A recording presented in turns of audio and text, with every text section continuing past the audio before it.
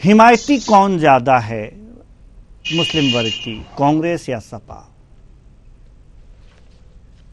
प्रधानमंत्री जी ने जो कसाब पे बयान दिया है वह यह दर्शाता है कि प्रधानमंत्री जी के दिमाग में HM वायरस मतलब हिंदू मुसलमान वायरस छोड़ के अब कुछ भी नहीं बचा हुआ है।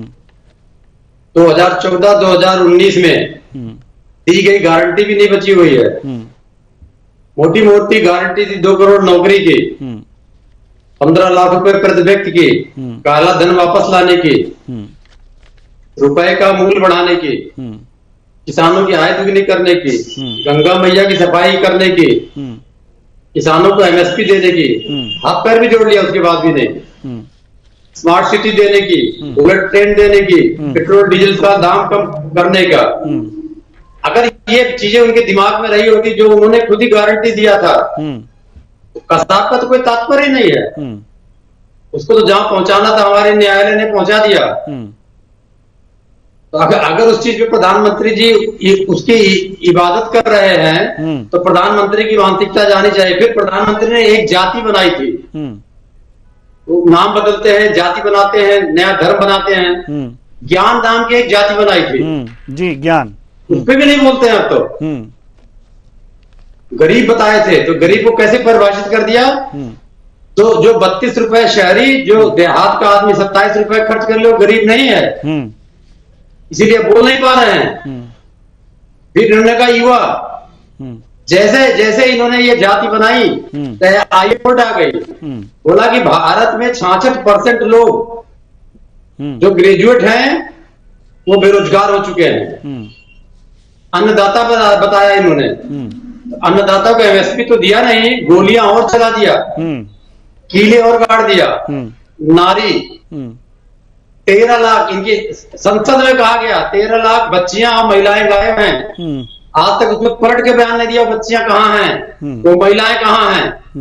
फिर इन्होंने कहा एक आभासी बिल है, नारी बंधन बिल। तो अब तक ये कुल 68 महिलाओं को दिए हैं। तो ये भी ट्रायल नहीं शुरू कर पाए कि 180 महिलाओं को टिकट दे दे। अब दूसरा प्रश्न आपने पूछा कि मुसलमान का हिमायती कौन, तो मुसलमान शब्द हमारे संविधान में नहीं आया है। हमारे संविधान में अल्पसंख्यक शब्द आया है। तो भारतीय जनता पार्टी आवे, समाजवादी पार्टी आवे, कांग्रेस आए, सबको उसका हिमायती बनना पड़ेगा अगर संविधान में विश्वास है। और अगर संविधान में विश्वास नहीं है तो मंचों पे चढ़ के जैसे कसाब के गुण गा रहे हैं मोदी जी, वैसे गाते रहे हैं। जरा इनका आतंकवादी कनेक्शन बता देता हूँ। आपको अल्पसंख्यक रूबिया सईद के मामले में चलना चाहते ही नहीं, कनेक्शन निकल वो तो शरिया से लड़ना, तो शरिया मानते हैं वो तो।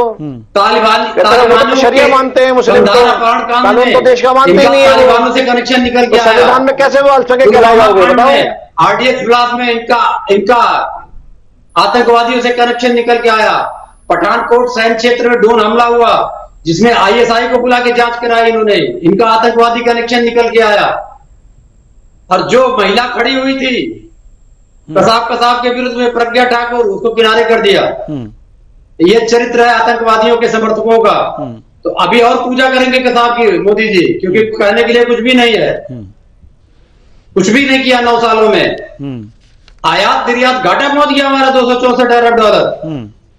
अगर व्यक्ति कुछ भी किया होता, जो प्रचार का पैसा अपने खर्च कर रहा, हवाई जहाज का पैसा खर्च कर रहा, सूट का पैसा, अगर उसको आयात निर्यात के डेवलपमेंट में लगा दिया होता तो ये इतना शर्मनाक आंकड़ा नहीं होता। तो मोदी जी के पास में कुछ भी नहीं है। उनको आभास हो चुका है, झूठ बोलो, जितना बोल सकते हो उतना झूठ बोलो, बार बार बोलो, जितना बोल सकते हो उतना बोलो। तो भारत की जनता समझ गई है।